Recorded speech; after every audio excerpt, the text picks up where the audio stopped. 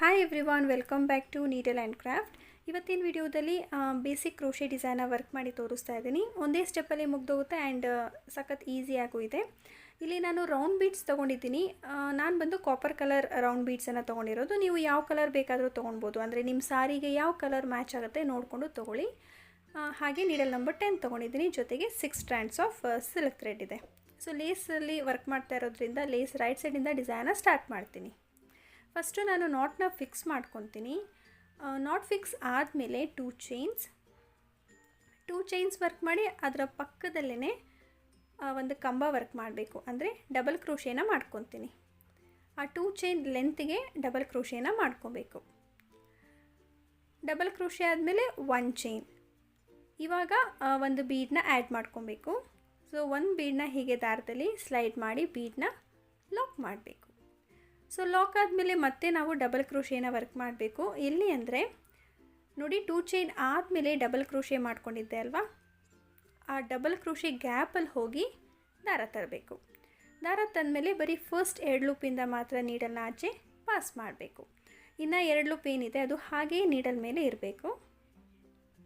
ಮತ್ತು ಇವಾಗ ಅದೇ ಡಬಲ್ ಕ್ರೋಶೆ ಗ್ಯಾಪಲ್ಲಿ ಹೋಗಿ ದಾರ ತರ್ತೀನಿ. ಮತ್ತು ಫಸ್ಟ್ 2 ಲೂಪಿಂದ ಮಾತ್ರ ನೀಡಲ್ನ ಆಚೆ ಪಾಸ್ ಮಾಡಬೇಕು. ಮತ್ತು ಇನ್ನೂ ಒಂದು ಸಲ ಅದೇ ಥರ ವರ್ಕ್ ಮಾಡ್ತೀನಿ. ಆ್ಯಂಡ್ ಪ್ರತಿ ಸಲ ಬರೀ 2 ಲೂಪಿಂದ ಮಾತ್ರ ನೀಡಲ್ನ ಆಚೆ ಪಾಸ್ ಮಾಡಿಕೊಂಡು ಇನ್ನು ರಿಮೈನಿಂಗ್ ಲೂಪ್ ಏನಿರುತ್ತೆ ಅದು ಹಾಗೇ ನೀಡಲ್ ಮೇಲೆ ಇಟ್ಕೊಂಡಿರಬೇಕು. ಈ ರೀತಿ 5 ಸಲ ಮಾಡಬೇಕಾಗತ್ತೆ.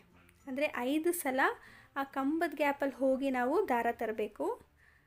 ಬಿಗಿನರ್ಸ್ಗೆ ಏನಾದರೂ 5 ಸಲ ವರ್ಕ್ ಮಾಡೋದಕ್ಕೆ ಕಷ್ಟ ಆಗುತ್ತೆ ಅಂದರೆ 4 ಸಲ ಮಾಡ್ಕೊಳ್ಳಿ.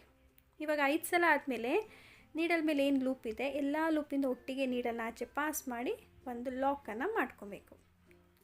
ಸೊ ಗೊತ್ತಾಯ್ತಲ್ಲ, ಲಾಸ್ಟಲ್ಲಿ ಎಲ್ಲ ಲೂಪಿಂದ ನೀಡಲ್ನ ಆಚೆ ಪಾಸ್ ಮಾಡಿಬಿಟ್ಟು ಒಂದು ಲಾಕ್ ಮಾಡಬೇಕು. ಸೊ ಈ ರೀತಿ ಬರುತ್ತೆ. ನೆಕ್ಸ್ಟ್ ಅಲ್ಲಿಂದನೇ ನೀಡಲ್ ಮೇಲೆ ಮತ್ತೆ ಒಂದು ಸಲ ದಾರ ತೊಗೊಂಡು ಡಬಲ್ ಕ್ರೋಶೇನ ವರ್ಕ್ ಮಾಡಬೇಕು. ಸ್ವಲ್ಪ ಗ್ಯಾಪ್ ಕೊಟ್ಕೊಳ್ಳಿ ಹೀಗೆ. ಸೊ ಗ್ಯಾಪ್ ಕೊಟ್ಬಿಟ್ಟು ಬೇಸ್ ಲೈನ್ ಇಲ್ಲದೆ ಇರೋ ಕಾರಣ ನಾವು ಡೈರೆಕ್ಟಾಗಿ ಬಟ್ಟೆಗೇ ಡಬಲ್ ಕ್ರೋಶೇನ ವರ್ಕ್ ಮಾಡಬೇಕು. ಇದು ಫಸ್ಟ್ ಡಬಲ್ ಕ್ರೋಶೇಟ್ ಆಗುತ್ತೆ. ಮತ್ತು ಇವಾಗ ಸೆಕೆಂಡ್ ಡಬಲ್ ಕ್ರೋಶೇನ ಅದರ ಪಕ್ಕದಲ್ಲೇ ವರ್ಕ್ ಮಾಡಬೇಕು. ಸೊ ಇದು ಒಂದೇ ಸ್ಟೆಪ್ಪಲ್ಲಿ ಬರೋವಂಥ ಡಿಸೈನ್ ಆಗಿರೋದ್ರಿಂದ ಬೇಸ್ ಲೈನ್ ಇಲ್ಲ. ಇವಾಗ ನೋಡಿ, ಪ್ರೀವಿಯಸ್ ಡಬಲ್ ಕ್ರೋಶೇಟ್ ಏನು ಮಾಡಿದ್ವಿ ಅದರ ಪಕ್ಕದಲ್ಲೇ ಇವಾಗ ನೆಕ್ಸ್ಟ್ ಡಬಲ್ ಕ್ರೋಶೇನ ವರ್ಕ್ ಮಾಡಬೇಕು. ಸೊ ಗ್ಯಾಪ್ ಕೊಡದ ಹಾಗೆ ಪಕ್ಕದಲ್ಲೇ ಮಾಡ್ಕೊತಾ ಹೋಗಬೇಕಾಗತ್ತೆ. ನೀವು ಬೇಕಾದರೆ ಒಂದೇ ಪಾಯಿಂಟಲ್ಲೇ ಡಬಲ್ ಕ್ರೋಶೆಗಳನ್ನ ವರ್ಕ್ ಮಾಡ್ಬೋದು.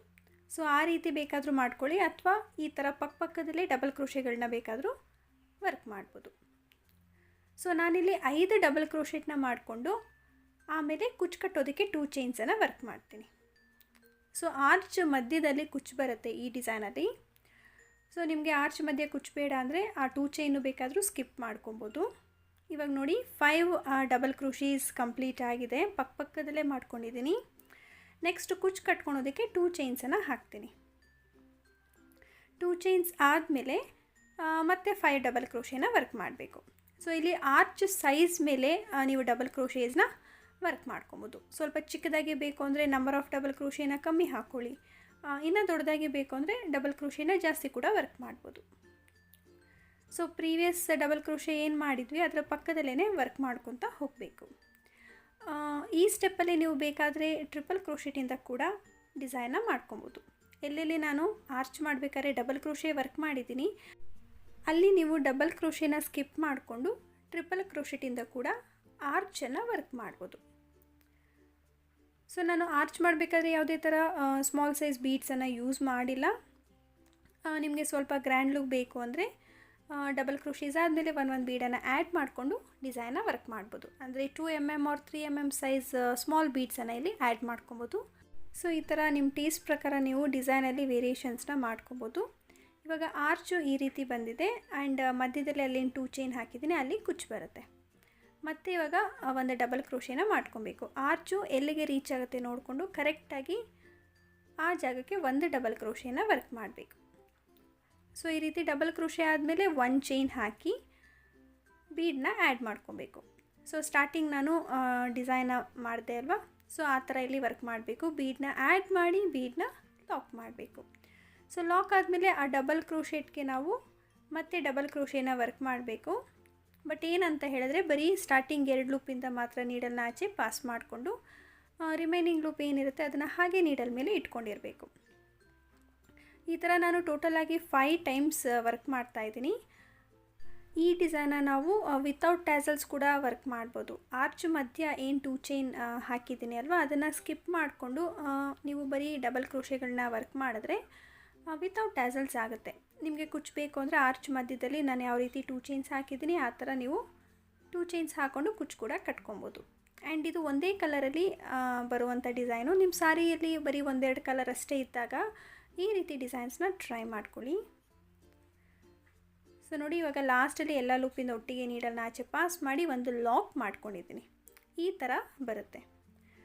ಮತ್ತು ಇಲ್ಲಿಂದ ಆರ್ಚ್ನ ಮಾಡ್ಕೊಬೇಕು. ಸೊ ಗೊತ್ತಾಗ್ತಾ ಇದೆ ಅಲ್ವಾ ನೆಕ್ಸ್ಟ್ ಡಿಸೈನ್ ಯಾವ ರೀತಿ ಕಂಟಿನ್ಯೂ ಮಾಡೋದು ಅಂತ. ನೀಡಲ್ ಮೇಲೆ ಒಂದು ಸಲ ದಾರ ತೊಗೊಂಡು ಸ್ವಲ್ಪ ಸ್ಲಾಂಟಿಂಗ್ ಆಗಿ ಡಿಸ್ಟೆನ್ಸ್ ಕೊಟ್ಬಿಟ್ಟು ಡಬಲ್ ಕ್ರೋಶೇನ ವರ್ಕ್ ಮಾಡಬೇಕು. ಡಬಲ್ ಕ್ರೋಶೆ ಆದಮೇಲೆ ಪಕ್ಕದಲ್ಲೇ ಡಬಲ್ ಕ್ರೋಶೆಗಳನ್ನ ಹಾಕೊತ ಹೋಗಬೇಕು. 5 ಡಬಲ್ ಕ್ರೋಶೆಟ್ ಆ್ಯಂಡ್ 2 ಚೈನ್ಸ್ ಮತ್ತು 5 ಡಬಲ್ ಕ್ರೋಶೆಟ್. ಸೊ ಇದೇ ಥರ ಈ ಸ್ಟೆಪ್ಪನ್ನು ಕಂಪ್ಲೀಟ್ ಮಾಡ್ಕೊಬೇಕು. ಸೊ ನಾನು ಕಂಪ್ಲೀಟ್ ಮಾಡ್ಕೊತೀನಿ. ಹಾಗೆ ಕುಚ್ಚು ಕೂಡ ಕಟ್ತೀನಿ ಆ 2 ಚೈನ್ ಗ್ಯಾಪಲ್ಲಿ. ಸೊ ಕುಚ್ಚೆಲ್ಲ ಕಟ್ಟಿದ ಮೇಲೆ ಫೈನಲ್ ಆಗಿ ಡಿಸೈನು ಯಾವ ರೀತಿ ಕಾಣಿಸುತ್ತೆ ಅನ್ನೋದನ್ನು ಶೇರ್ ಮಾಡ್ತೀನಿ. ಸೊ ಇದಿವತ್ತು ವರ್ಕ್ ಮಾಡಿರೋಂಥ ಡಿಸೈನಿನ ಫಿನಿಶ್ಡ್ ಲುಕ್. ಇಲ್ಲಿ ಕುಚ್ಚು ಕಟ್ಕೊಳೋದಕ್ಕೆ 140 ಸ್ಟ್ರ್ಯಾಂಡ್ಸ್ ಆಫ್ ಸಿಲ್ಕ್ ಥ್ರೆಡ್ ತೊಗೊಂಡಿದ್ದೀನಿ. ಒನ್ಸ್ ಅದು ಡಬಲ್ ಆದಾಗ 280 ಸ್ಟ್ರ್ಯಾಂಡ್ಸ್ ಆಗುತ್ತೆ. ಒಂದೇ ಕಲರಲ್ಲಿ ಕುಚ್ಚು ಟ್ರೈ ಮಾಡಿದ್ದೀನಿ. ನಿಮ್ಮ ಸಾರಿಯಲ್ಲಿ ಇನ್ನೂ ಜಾಸ್ತಿ ಕಲರ್ ಆಪ್ಷನ್ಸ್ ಇದ್ದಾಗ 2-3 ಕಲರ್ ನೀವು ತೊಗೊಂಡು ಕುಚ್ಚನ್ನು ಕಟ್ಕೊಂಡ್ರೆ ಅದು ಕೂಡ ಚೆನ್ನಾಗಿ ಕಾಣಿಸುತ್ತೆ. ಸೊ ಈ ಡಿಸೈನ್ ಇಷ್ಟ ಆಗಿದರೆ ಲೈಕ್ ಮಾಡೋದನ್ನು ಮರಿಬೇಡಿ ಫ್ರೆಂಡ್ಸ್. ಆ್ಯಂಡ್ ಆದಷ್ಟು ವಿಡಿಯೋನ ಶೇರ್ ಮಾಡಿ. ಶೇರ್ ಮಾಡೋದ್ರ ಜೊತೆಗೆ ತುಂಬ ಜನ ಸಬ್ಸ್ಕ್ರೈಬ್ ಮಾಡ್ಕೊಂಡಿರಾ ನಮ್ಮ ವೀಡಿಯೋಸ್ನ ನೋಡ್ತಾ ಇದ್ದೀರಾ. ಸೊ ಪ್ಲೀಸ್ ಇವಾಗಲೇ ಸಬ್ಸ್ಕ್ರೈಬ್ ಮಾಡಿಕೊಂಡು ಪಕ್ಕದಲ್ಲಿ ಬೆಲ್ ಐಕಾನ್ ಇರುತ್ತೆ, ಅದನ್ನು ಕ್ಲಿಕ್ ಮಾಡಿ ಆಲ್ ಆಪ್ಷನ್ನ ಸೆಲೆಕ್ಟ್ ಮಾಡಿದ್ರೆ ನಾನು ಪ್ರತಿ ಸಲ ವೀಡಿಯೋಸ್ ಅಪ್ಲೋಡ್ ಮಾಡಿದಾಗ ನಿಮಗೆ ನೋಟಿಫಿಕೇಷನ್ಸ್ ಬರುತ್ತೆ. ಆವಾಗ ನೀವು ನನ್ನ ಯಾವ ವೀಡಿಯೋಸ್ನೂ ಮಿಸ್ ಮಾಡೋದಿಲ್ಲ. ಸೊ ನೆಕ್ಸ್ಟ್ ದಿನ ಇಂಟ್ರೆಸ್ಟಿಂಗ್ ಆಗಿರೋ ಹೊಸ ಡಿಸೈನ್ ಜೊತೆ ಹೊಸ ವೀಡಿಯೋ ಜೊತೆ ನಿಮ್ಮೆಲ್ಲರನ್ನೂ ಭೇಟಿ ಮಾಡ್ತೀನಿ. See you soon. Until then, take care. Bye-bye.